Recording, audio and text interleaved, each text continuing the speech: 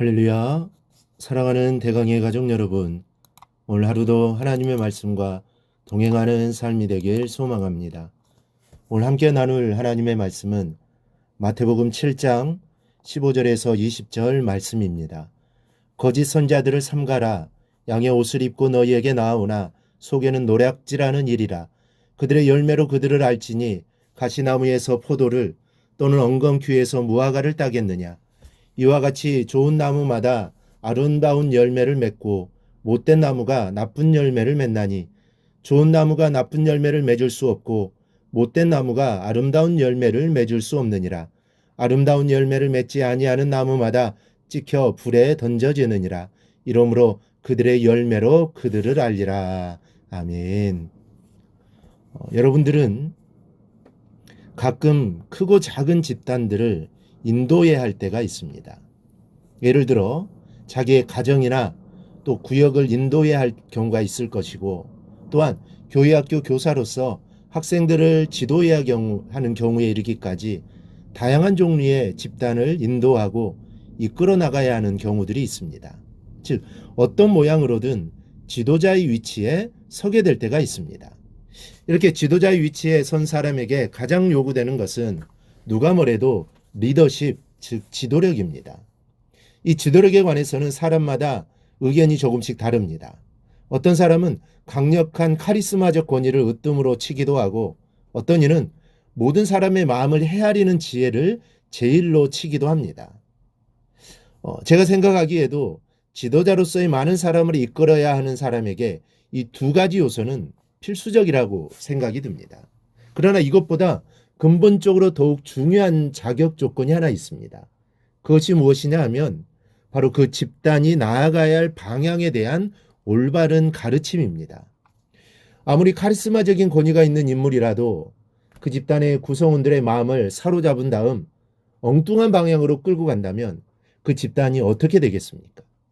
또 모든 사람의 마음을 헤아리는 지혜를 지니고 있다고 한들 그 지혜를 자기만을 위하여 이기적인 목적으로 사용한다면, 그래서 자기가 이끌어가는 집단을 유혹만 해 먹는다면 이게 또 어떻게 되겠습니까?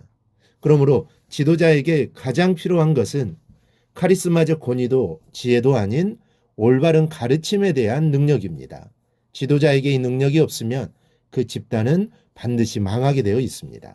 그래서 이런 지도자 같으나 지도자가 아닌 사람을 세상에서는 거짓 지도자라고 하고, 우리 믿음의 공동체인 교회 안에서는 오늘 말씀대로 거짓 선지자라고 합니다.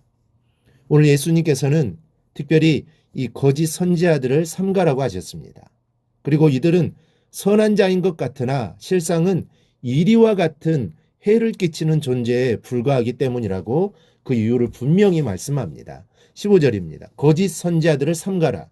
양의 옷을 입고 너에게 나오나 속에는 노략질하는 일이라. 그렇다면 우리가 삼가야 할 대상은 분명한데 그 대상을 어떻게 구별해낼 수 있는가가 문제가 됩니다. 어떻게 구별할 수 있습니까? 예수님은 오늘 본문에서 열매를 보고 판단하라고 말씀합니다. 아무리 그럴듯하게 포장하고 꾸며도 열매는 속일 수 없다는 게 예수님의 말씀입니다. 이 참으로 지혜로운 말씀입니다. 여러분, 사람은 누구나 3일쯤은 천사 역할을 할 수가 있습니다. 아무리 악하고 불의한 자일지라도, 그러나 한 달이 지나고 수년이 지나면 그 본연의 모습이 드러납니다. 이 다윗의 아들 반역자 압살롬을 보십시오. 처음에는 민심을 자기 것으로 돌리기 위하여 아주 선한 왕자 노릇을 했습니다. 그런데 시간이 지나자 아비 다윗에 대하여 반역을 저질렀습니다. 여러분, 사람의 됨됨이는 금세 파악할 수 있습니다. 이 사실을 모르고 그 사람의 외모와 말과 또 환경만 보고 불의한 자인데도 불구하고 쉽게 사귀는 성도들이 많습니다. 이게 안타까운 일입니다. 여러분, 세상 사람들은 사람의 외모와 그 배경을 중시합니다. 즉 잎사귀와 꽃만 봅니다. 그러나 성도의 초점은 열매라는 사실을 유념하시기 바랍니다. 이러므로 그의 열매로 그들을 알리라는 이 주님의 가르침대로 외모나 학벌이나 신앙 연륜이나 그 사람의 사회적 위치보다 그 사람의 신앙 인격의 열매, 즉 속 사람의 열매에 우리 초점을 맞춰야 합니다. 이것이 이 땅에서 거짓된 자와 참된 성도를 가리는 근본 원리입니다. 거짓된 자들의 미혹을 받아 그 마수에 걸리면 지금까지 주를 믿고 헌신하고 충성한 것이 물거품이 됩니다. 우리 주위에 이런 사람들을 자주 봅니다. 수십 년 동안 교회와 하나님께 충성했는데 한순간에 이단의 유혹에 넘어가 신앙도 버리고 가정도 버린 사람들이 많습니다.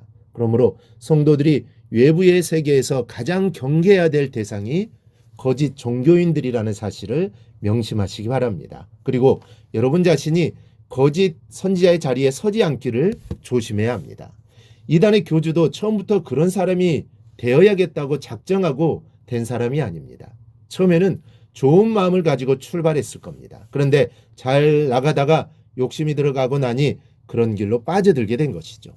그러니 우리는 내 자신이 그런 길로 빠지지 않고 또 그런 자리에 서지 않도록 늘 조심해야 합니다. 그 대신 다른 사람들을 올바르게 인도하는 신앙적인 사람이 되어야 하는 것입니다. 오늘 말씀을 통해 두 가지를 마음에 새기십시다. 하나는 많은 사람을 올바른 길로 인도해가는 사람이 되게 해달라고 기도하십시다. 그리고 내 자신이 좋은 열매를 맺는 삶을 살게 해달라고 기도합시다.